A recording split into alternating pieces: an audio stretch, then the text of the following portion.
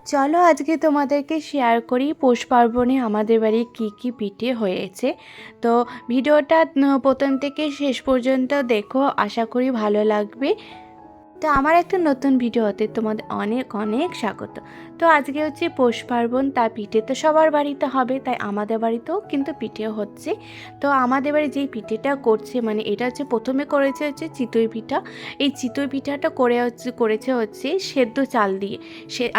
সেদ্ধ চালটাকে আগের দিন রাত্রেবেলা গরম জলে একটু ভিজিয়ে রেখেছিল, তারপরের দিন কিন্তু সামান্য একটু জল দিয়ে কিন্তু পেস্ট করে নিয়ে গিয়েছিলো। আতপ চালের থেকে সেদ্ধ চালের পিঠে করলে এতটা সফট হয়, এতটা নরম হয়, আর এতটা ফুলকো হয় কি বলবো, তোমরা না করে খেলে বুঝতে পারবে না। তো আতপ চাল দিয়ে করলে অনেক সময় কি হয়, পরের দিনে পিঠেটা না অনেকটা শক্ত হয়ে যায়। কিন্তু এই মানে সেদ্ধ চালের পিঠে দিয়ে মানে পিঠে করলে কোনো রকম শক্ত হবে না, এতটাই নরম হবে কি বলবো। তো এইদিকে মা গরম গরম ভাজছে, আর আমি কিন্তু দুটো নিয়ে কিন্তু গুড় দিয়ে কিন্তু বসে পড়েছি খেতে। বাবানকে দিয়েছি, বাবান কিন্তু খাইনি। তো এইদিকে খেতে খেতে আর এদিকে খেতে খেতে হচ্ছে বাইরে ডগিটা এসছে, মানে আমাদের বাড়িতে প্রত্যেক দিনই আসে খাবার খেতে।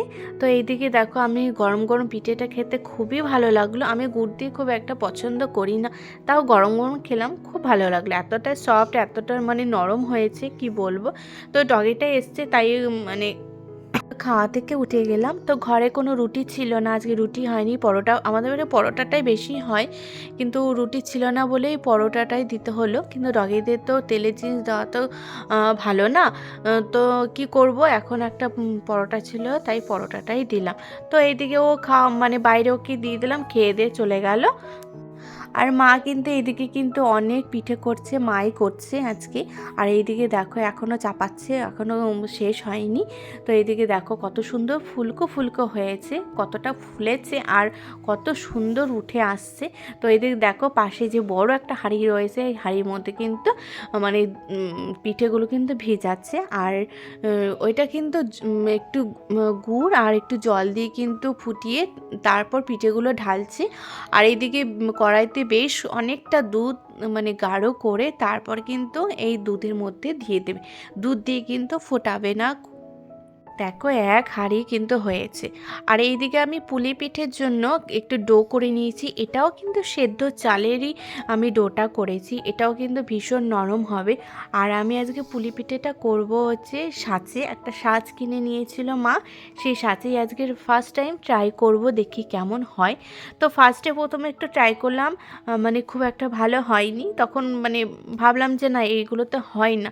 তারপর কিন্তু হাল ছাড়লাম না, দুটো তিনটে করলাম, তারপর দেখলাম না হচ্ছে না, তাই ডোটাকে আবার ভালো মতন মেখে নিলাম।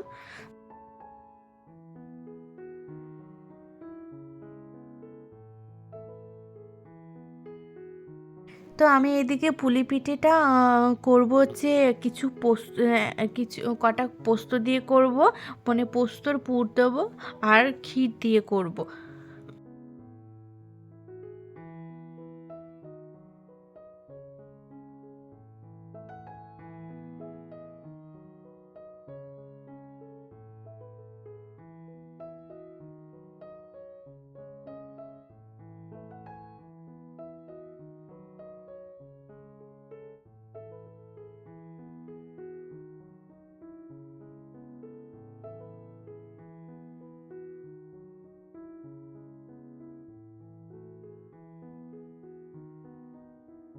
আর এইদিকে দেখো মায়ের কিন্তু চিতই পিঠা কিন্তু সম্পূর্ণ শেষ।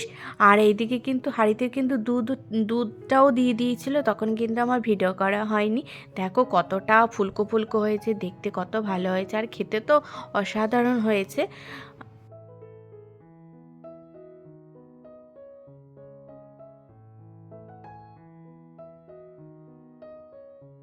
দেখো আমি সাজে কিন্তু মানে পুলি পিঠেগুলো করে নিয়েছি, করতে এত মজা লাগছিল, পরে খুব ভালো করে হচ্ছিল বলে আমার খুব ভালো লাগছিল, মজা লাগছিল। তো এই মানে সাজে, এইরকম সাজে আমি ফার্স্ট টাইম ট্রাই করলাম। আমি হাতেও মানে পারি, মোটামুটি পারি। তো আজকে সাজে করলাম, ট্রাই করলাম, দেখো আমার কিন্তু হয়ে গেছে। এরপরে এই পিঠেগুলো এরপরে আমি কিন্তু একটুখানি ভাপিয়ে নেব। তার মানে ভাপাবো হচ্ছে কিছুটা একটা বাটিতে, বড় বাটিতে জল নেব, জলটা ফুটে উঠবে, তার উপরে একটা বড় ছাঁকনি দিয়েছিলাম, ছাঁকনির উপরে 4-5টা করে পুলি পেটিয়াগুলো দিয়েছি। যেহেতু ডোটা তো সেদ্ধ করাই, তাই খুব একটা সেদ্ধ করার কোনো একটা দরকার নেই। তাও 5 মিনিট করে আমি 5 মিনিট করে কিন্তু আমি সেদ্ধ করে নিয়েছি এক এক করে। আমি কিছু করেছিলাম হচ্ছে মানে এইটা করেছি হচ্ছে পোস্তর পুর দিয়ে। এটা ফার্স্ট টাইম করলাম, একটা নেটে দেখেছিলাম তাই ট্রাই করলাম, দেখি খেতে কেমন হয়। আর এইদিকে দেখো আমার একবার কিন্তু নামিয়ে নিয়েছি, সেদ্ধ হয়ে গেছে। তো এক এক করে সবগুলোই আমি নামিয়ে নিয়েছি। দেখো কতটা সুন্দর হয়েছে, খেতেও কিন্তু খুব ভালো হয়েছে। আর তোমরা কি বাড়িতে কে কী পিঠে করলে আমাকে কিন্তু অবশ্যই কমেন্ট করে জানিও। তো আমার ভিডিওগুলো ভালো লাগলে তোমরা অবশ্যই সাবস্ক্রাইব করে দিও, এবং ফেসবুক থেকে যারা দেখছো আমার চ্যানেলটাকে ফলো করে দিও। টাটা।